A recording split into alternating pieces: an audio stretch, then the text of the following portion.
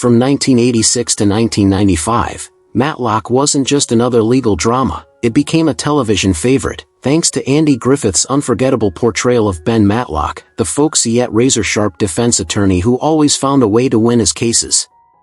Week after week, viewers tuned in not only for the clever twists in the courtroom but also for the warmth, humor, and chemistry of its talented ensemble cast. But away from the spotlight, the lives of these beloved actors held stories far different from the scripted victories on screen. Over the years, several key cast members have sadly passed away, some under tragic or unexpected circumstances. Today, we look back at the Matlock stars we've lost, honoring their contributions and remembering the legacies they left behind. Andy Griffith was born on June 1, 1926, in Mount Airy, North Carolina, a small, rural town that profoundly shaped his worldview and the folksy charm he would later bring to television. He was 60 years old when he assumed the role of Ben Matlock in Matlock, 1986, portraying a Southern defense attorney whose clever legal strategies, sharp wit, and down-to-earth persona endeared him to viewers across America. On screen, Matlock was meticulous, highly intuitive, and unwaveringly committed to justice, yet simultaneously approachable and often humorous, using his love of simple pleasures like hot dogs to humanize the brilliant lawyer. Griffith's early life, however, was far from idyllic. His father died when he was just 14, leaving the family in financial hardship and forcing young Andy to navigate the pressures of adulthood prematurely. Raised in a community that prized resilience and self-reliance, Griffith developed a strong work ethic, yet also carried the weight of a childhood shadowed by grief and economic struggle. His path into entertainment was shaped by these challenges. Griffith initially pursued music, performing in churches and small venues before discovering his aptitude for acting. Personal tragedies punctuated his life: long bouts of depression, the death of friends, and recurring health issues, particularly heart disease, tested his resilience. Despite these challenges, he persevered, turning adversity into a rich career in television, film, and music, earning Emmy nominations and Grammy Awards along the way. His influence extended behind the camera as well, where he nurtured talent and maintained a meticulous approach to production. Griffith passed away on July 3, 2012, at age 86, from a heart attack, leaving an estimated net worth of $60 million derived from decades of acting, music, and producing. His legacy is multidimensional. He is remembered not only for his on-screen persona as Matlock but also for shaping the landscape of American television, mentoring emerging performers, and creating enduring cultural touchstones. Clarence Gilliard Jr., born December 24, 1955, in Moses Lake, Washington, emerged from a working-class African-American family that faced economic hardships and the social constraints of racial discrimination in mid-20th century America. At age 34, he took on the role of Conrad McMasters in Matlock, 1989, portraying the young, athletic, and highly resourceful private investigator whose street smarts and loyalty balanced Matlock's legal acumen. On screen, McMasters was courageous yet relatable, offering a grounding presence amid the show's tense and intricate legal storylines, and his interactions with Matlock highlighted themes of mentorship and intergenerational trust. Gilliard's childhood was marked by instability, including witnessing socioeconomic inequities, navigating racial prejudice, and coping with the pressures of a family striving for stability in a society that often marginalized them. His personal life involved turbulent periods of experimentation and struggle, including substance use in his early adult years, though he eventually turned toward faith, education, and disciplined study of his craft. The turning point in Gilliard's life was his decision to pursue formal training in teaching, which allowed him to channel his creativity and experiences into theater education at UNLV, simultaneously building a successful acting career that included notable appearances in Walker, Texas Ranger, and Die Hard. Gilliard passed away on November 28, 2022, at age 66, after a protracted illness. He left behind an estimated net worth of $5 million, reflecting earnings from acting, teaching, and public appearances. His legacy is dual. He is remembered for the depth and energy he brought to McMasters, providing one of Matlock's most beloved characters, and for his impact as a mentor, shaping the lives and careers of countless students, embodying resilience, integrity, and the transformative power of perseverance in the face of adversity. David Froman, born December 31, 1938, in Miami, Oklahoma, hailed from a modest Midwestern background, growing up in a family that valued education, community service, and strong moral grounding, but his formative years were not without hardship. Froman was 48 when he joined Matlock, 1986, as Lieutenant Bob Brooks, the calm, methodical, and reliable police liaison whose composed presence grounded Matlock's more flamboyant courtroom tactics. On screen, Brooks exuded professionalism and quiet intelligence, earning the trust of both colleagues and viewers, and his understated authority provided a counterbalance that allowed the narrative to explore justice, ethics, and human fallibility. Froman's early life was shaped by economic limitations and familial expectations, forcing him to cultivate discipline, patience, and a sense of responsibility that would inform his career choices. Personal tragedies, including the loss of family members, the pressures of supporting a household while pursuing theater, and long-term health issues, tested his resilience but also strengthened his commitment to mentorship and artistic integrity. After Matlock, Froman continued to teach speech and theater at Northeastern Oklahoma A&M College, dedicating decades to developing talent and fostering creativity in others, while performing in regional theater productions that kept him engaged with his craft. Froman passed away from cancer on February 8, 2010, at age 71, leaving a modest net worth likely under $500,000, reflecting a life devoted to education and local cultural enrichment rather than commercial gain. His enduring legacy lies in the humanity he infused into Lieutenant Brooks, the professional standards he upheld, and the lives he touched as both educator and performer, illustrating that influence in the arts is measured as much by mentorship, moral integrity, and subtle on-screen presence as by fame or fortune.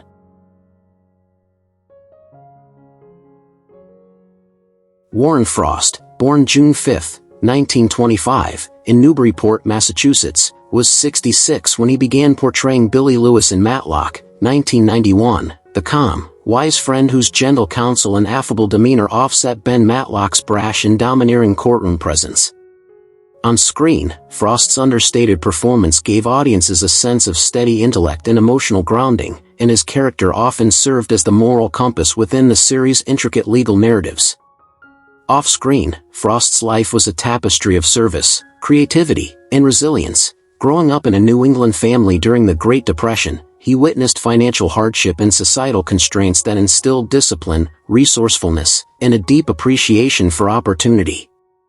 After serving in World War II, he pursued an academic path in theater education at the University of Minnesota, navigating the challenges of teaching while raising a family in a post-war America that was rapidly changing. Personal tragedy, health issues in middle age, and the pressures of maintaining dual careers shaped his worldview and creative output, while professional hurdles, such as entering television at a late stage, demanded both courage and adaptation in a youth-driven industry. Frost's late-blooming television career allowed him to mentor younger performers, infuse depth into character roles, and contribute to his son Mark Frost's co-creation of Twin Peaks, where Warren also played Dr. Will Hayward. He faced the dualities of acclaim and anonymity, building respect without the trappings of stardom. Frost passed away peacefully on February 17, 2017, at age 91 after a long illness, leaving a net worth estimated between $1 to $2 million, derived from a combination of television residuals, teaching, and careful investments. His legacy transcends material valuation. He embodied the potency of reinvention, the dignity of late-stage achievement, and the quiet influence of mentorship, with colleagues recalling a man who blended intellect, humor, and humanity into every performance, leaving an indelible mark on both his family and the entertainment community.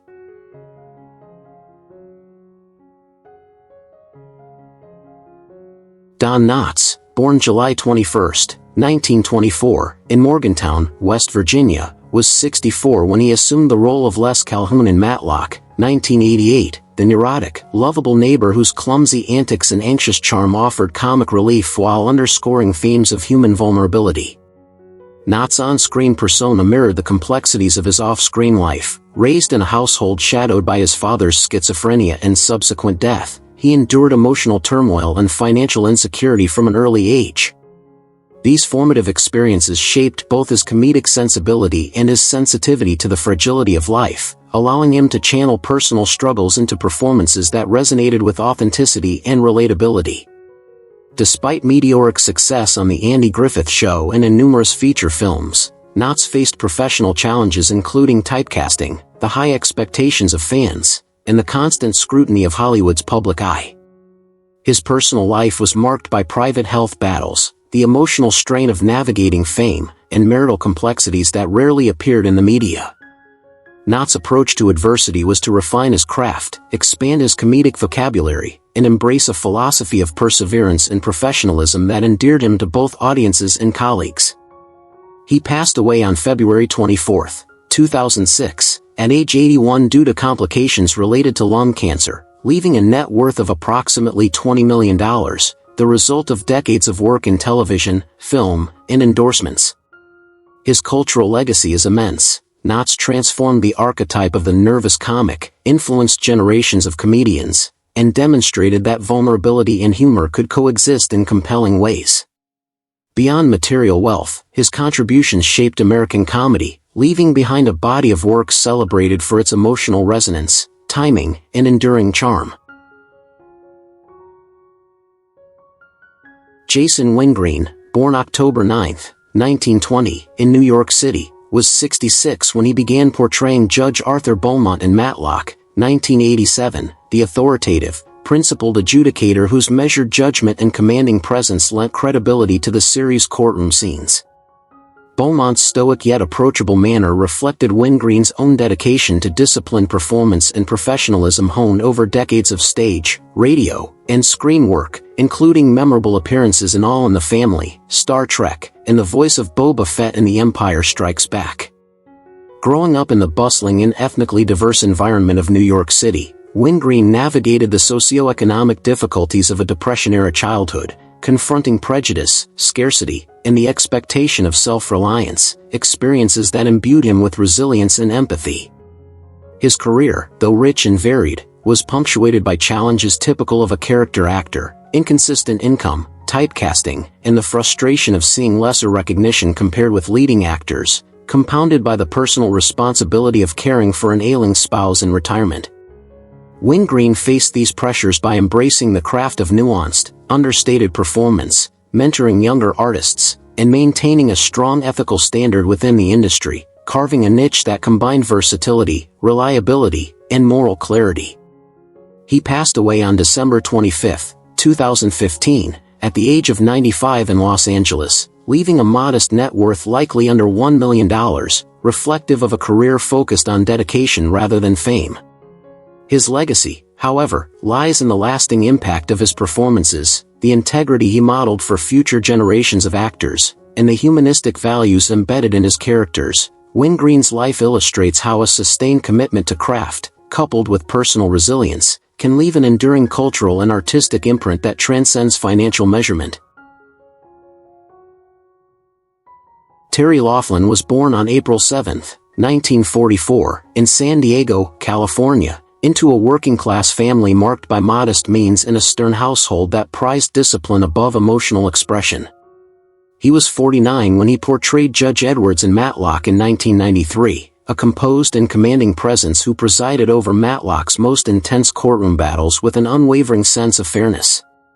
On screen, his stoic authority and measured delivery brought gravitas to the proceedings, yet behind the scenes, Laughlin's life was layered with experiences far more complex than his calm exterior suggested. His youth was punctuated by the upheaval of his parents' divorce, the financial insecurity that followed, and a deep sense of responsibility as the eldest child, which fostered both resilience and an underlying anxiety that stayed with him for decades. Personal tragedy shaped him further during his Vietnam service with the U.S. Army, where he witnessed violence and loss that left lasting psychological scars, yet these experiences also informed his portrayals of disciplined, moralistic figures. Laughlin faced professional challenges typical of character actors: sporadic work, typecasting, and the constant struggle for recognition in an industry dominated by stars. Despite these pressures, he built a steady career across film and television, amassing over 50 credits and gaining a reputation as a dependable, intelligent, and generous colleague. Off-screen, he was known for his humor, love of tennis, and mentorship of younger actors, yet he wrestled with private bouts of depression and the lingering effects of wartime trauma. Laughlin died on June 27, 2017, in Sebring, Florida, at age 73, leaving behind a modest net worth likely under $500,000. His legacy is one of quiet professionalism and understated impact, embodying a life devoted to craft and personal integrity rather than celebrity, with stories of courage, mentorship, and resilience that remain largely unspoken outside industry circles. Alexander Zale was born on March 18, 1931, in Baghdad, Iraq, into a Jewish family navigating escalating persecution during a volatile period in the Middle East. He was 59 when he began portraying Judge Michael Alden in Matlock in 1990, a figure distinguished by intellectual rigor and a calm, analytical approach that often challenged Matlock's courtroom tactics. Zale's early life was shaped by upheaval. His family fled Iraq during the 1941 Farhud pogrom, relocating to the United States under duress, an experience that instilled both fear and a relentless determination to succeed. His formative years were marked by economic struggle, cultural dislocation, and the pressure to assimilate while maintaining a sense of identity. After serving in the U.S. Navy, he trained as a stage actor under his birth name, Jamil Zakkai, earning acclaim for his poise, eloquence, and emotional depth. Yet his personal journey was not without tragedy. The trauma of displacement, the deaths of extended family members during wartime upheaval, and the constant shadow of anti-Semitism left a lasting imprint on his psyche. Professionally, Zale faced the frustrations of typecasting and the challenges of transitioning from theater to television, often contending with roles that failed to capture his full range. Nevertheless, he cultivated a body of work marked by intelligence, dignity, and subtlety, influencing peers and audiences alike. Zale died on August 28, 2020, at age 89, after complications from Parkinson's disease, leaving behind a net worth estimated around $1 million. His enduring legacy encompasses both his accomplished performances and the quiet testament of resilience, a man who transformed displacement, prejudice, and personal adversity into a career defined by dignity, depth, and cultural contribution. Annetta Corsott was born on November 3, 1933, in Hutchinson, Kansas, into a modest Midwestern household where conventional expectations and economic constraints shaped her early life. She was 54 when she portrayed Judge Cynthia Justin on Matlock in 1987, a role that showcased her elegance, fairness, and calm authority, balancing the often chaotic courtroom drama with a refined presence. Corsott's childhood was marked by a combination of familial warmth and strict social conventions, which fostered both creativity and a sense of restraint, qualities that would inform her nuanced performances. Her professional path was shaped by early success as Helen Crump on The Andy Griffith Show, yet it was also punctuated by challenges typical of women in Hollywood at the time, the pressures of typecasting, limited leading roles, and persistent rumors about personal relationships, including speculation about a long-term affair with Griffith. Corsott's personal life was quietly complex. She never married, and her private world involved navigating the intersection of fame, creative fulfillment, and the solitude of remaining unpartnered in an industry that often demanded conformity. Her return to television with Matlock was both nostalgic and bittersweet, symbolizing a reunion with a familiar creative space while also confronting the realities of aging and evolving audience expectations. She battled cancer for several years and passed away on November 6, 1995, in Studio City, California, at age 62. Her net worth was estimated around $3 million, accumulated through television roles, writing, and residuals. Corsott's legacy extends beyond monetary valuation. Her body of work represents resilience, the art of measured performance, and a subtle defiance of Hollywood norms, with her life's private struggles and professional triumphs contributing to a nuanced portrait of a talented actress navigating both public acclaim and personal hardship. Buddy Bryan was born on May 5, 1929, in Kansas City, Missouri, into a modest Midwestern family navigating the hardships of the Great Depression, where financial strain and societal conservatism shaped his early years. From childhood, Bryan displayed a precocious talent for dance and performance, though he often faced ridicule from peers for his delicate demeanor and artistic aspirations, forcing him to conceal his passions behind a stoic exterior. He began performing professionally as a dancer and stage actor, eventually sharing screens with icons such as Audrey Hepburn and My Fair Lady. But despite these achievements, his career was riddled with obstacles including injuries, industry discrimination, and the decline of the classic Hollywood musical genre. At 57, Bryan appeared in Matlock, 1986, taking on roles like police officer and assistant DA Taft, infusing each performance with elegance, warmth, and a subtle gravitas that contrasted with his comparatively quiet public persona. Behind the camera, he maintained a disciplined regimen and mentored younger performers, but he also endured private heartbreaks, including estrangements within his family and the unrecognized struggle of sustaining a long-term artistic career in a fickle entertainment world. Bryan passed away on January 8, 1997, at age 67 in Los Angeles. The cause of death was never publicly disclosed.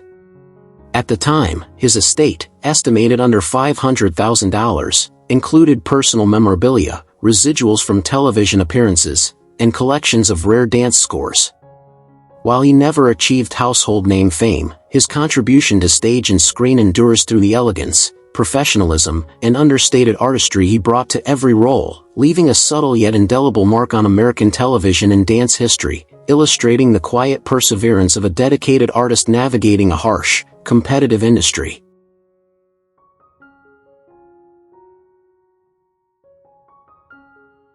Richard K. Olson was born on November 16, 1931, in Brooklyn, New York, into a family where art and faith coexisted with financial struggle. Growing up in a dense urban environment, Olson experienced both the stimulation of cultural richness and the challenges of poverty, early encounters with illness in the family, and the emotional toll of a sibling's untimely death. These formative experiences instilled resilience, empathy, and a strong drive to create meaning through performance. At 62, Olson portrayed Bink in Matlock, 1993, a supporting character whose charm and subtle wit added texture to the show's narrative, reflecting his ability to infuse minor roles with memorable humanity. Off-screen, Olson dedicated his life to theater and community work, co-founding the Wilmington Opera House Theater Company and mentoring countless young actors. Yet life was not without turbulence. He battled emphysema, navigated setbacks and failed productions, and struggled to balance his devout Christian beliefs with the secular pressures of the entertainment industry. His marriage and public ministry, including co-hosting a Sunday radio program with his wife, reflected a life of devotion interwoven with artistic engagement. Olson passed away on April 28, 2007, at 75, leaving a legacy defined not by commercial success but by the depth of his mentorship, artistic integrity, and cultural contributions. His net worth, under $500,000, represented a life invested in community and creativity rather than wealth accumulation. The mark he left on theater and television endures through the students he guided, the regional arts institutions he strengthened, and the performances that, while understated, continue to reflect a rare combination of craft, ethics, and humanity.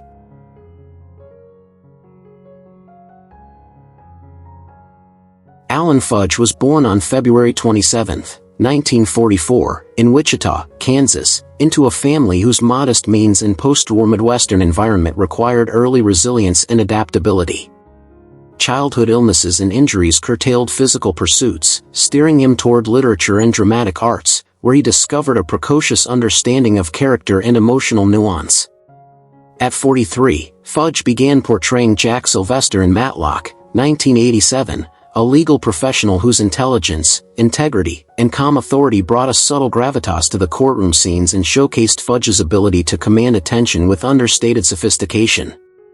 His career spanned decades of television, film, and stage work, including Seventh Heaven, Edward Scissorhands, and numerous Broadway productions. Despite critical acclaim, Fudge confronted numerous professional challenges, near misses on major film roles, typecasting and supporting characters, and the emotional strain of balancing theater with television filming schedules. Later in life, he faced a harrowing personal battle with lung and liver cancer, which tested his resilience and forced him to confront mortality while still mentoring young actors and contributing creatively wherever possible. Fudge passed away on October 10, 2011, at age 67, leaving behind an estate valued at roughly $1 million, including intellectual property, residuals, and personal collections. His legacy transcends monetary measures, reflected instead in the depth and versatility of his performances, the mentorship he provided, and the lasting influence on American television and theater. The careful cultivation of character, integrity, and professionalism throughout his life ensured that his work continues to inspire and resonate, demonstrating the enduring power of disciplined artistry even in the face of adversity. Ron Karabatsos was born on April 22, 1933, in Elizabeth, New Jersey, and was 53 when he portrayed Dave Christopher, a recurring police officer in Matlock, 1986. On screen, Karabatsos carried the weight and authenticity of a man who had lived through the extremes of human behavior, lending a sense of veracity to every scene with his rugged presence and understated authority. Growing up in a working-class Greek-American household during the Great Depression, he experienced scarcity, societal prejudice, and the constant pressure to perform, which left lasting psychological imprints that he would later channel into his acting. His early life was punctuated by the death of his father when he was a teenager, forcing him into adult responsibilities prematurely and shaping a stoic resilience that would define both his personal and professional life. After serving in the Korean War and spending 28 years as a homicide detective in Union City, New Jersey, Karabatsos transitioned into acting in his early 50s, facing skepticism from an industry reluctant to embrace latecomers. He endured typecasting, frequent auditions, and sporadic roles, yet leveraged his real-life experience to bring credibility to the characters he portrayed, earning admiration for his discipline and grounded approach. Personal life was largely private, though colleagues recalled his occasional bouts of frustration when actors unfamiliar with police procedure attempted to imitate his mannerisms, revealing both perfectionism and a deep attachment to authenticity. Karabatsos passed away on April 17, 2012, just 5 days shy of his 79th birthday, from a non-communicable disease.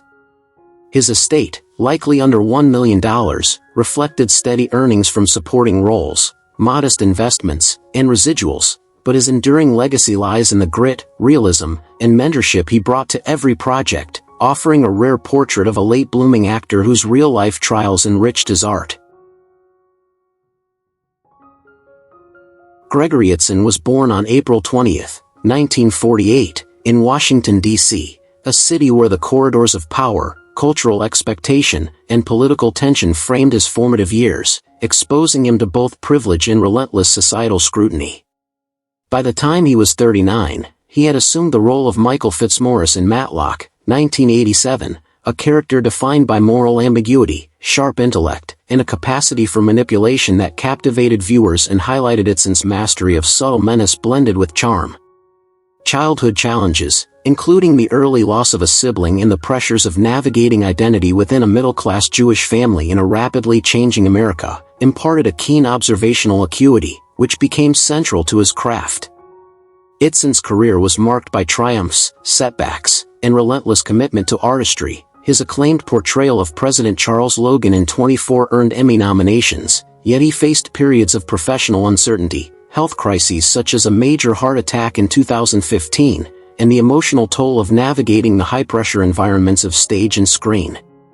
Personal tragedies, professional disappointments, and physical health challenges layered his life with depth and gravity, driving him to embrace roles that explored the full spectrum of human frailty and ambition. Even as his body faltered, Itzin persisted, mentoring emerging talent and cultivating performances that demanded intellectual rigor and emotional honesty. He passed away on July 8, 2022, at age 74 due to complications from emergency surgery, leaving a net worth estimated at $5 million, reflecting decades of disciplined work, judicious financial planning, and diversified projects across theater, film, and television. Beyond monetary wealth, Itzon's enduring legacy lies in his ability to embody complex, morally intricate characters, in the quiet mentorship he offered to younger actors, and in the cultural impact of his performances, which challenged audiences to confront ethical ambiguity and human vulnerability in ways that few contemporaries could achieve. Marge Redmond was born on December 14, 1924, in Cleveland, Ohio, into a family whose middle-class stability belied deeper struggles, including parental loss and the societal constraints placed upon women in early 20th century America. By the age of 67, she brought her signature warmth, wit, and grounded intelligence to the role of Mrs. McCardle in Matlock, 1991, captivating audiences with an understated strength and comic timing that rendered even minor appearances memorable. Redmond's childhood was shaped by hardship, early exposure to loss, economic insecurity, and societal expectations that required the concealment of personal ambition in favor of social propriety. These early experiences forged resilience and a self-sufficiency that defined her professional life, allowing her to navigate decades of Hollywood with grace, even amid periods of career uncertainty, typecasting, and the marginalization of aging actresses. Personal incidents, including marriage, conversion to Judaism, and the balancing of private identity with public career, added layers of complexity to her life, while professional setbacks, such as being overlooked for roles commensurate with her talent, were met with determination and strategic choice, allowing her to preserve artistic integrity. Redmond passed away on February 10, 2020, at age 95 of natural causes, leaving a modest estate likely under $1 million, reflecting consistent work rather than blockbuster fame. Her legacy encompasses decades of dedication to craft, mentorship to younger performers, and the quiet but enduring influence of performances that combined warmth, intelligence, and subtle authority, offering a blueprint for resilience, longevity, and artistic fulfillment in an industry often unforgiving to women and character actors alike. Her story remains a testament to the value of perseverance, discretion, and commitment to one's art, inspiring those who seek meaningful contributions over fleeting notoriety. Though time has passed, the laughter they gave us still echoes. The cast of Matlock brought joy to millions, and even though some of them are no longer with us, their performances live on. As we remember those we've lost, we also celebrate the legacy they left behind, one that continues to entertain and connect generations. Thank you for joining us in honoring these unforgettable stars. Don't forget to like, share, and subscribe for more tributes to the legends of television history.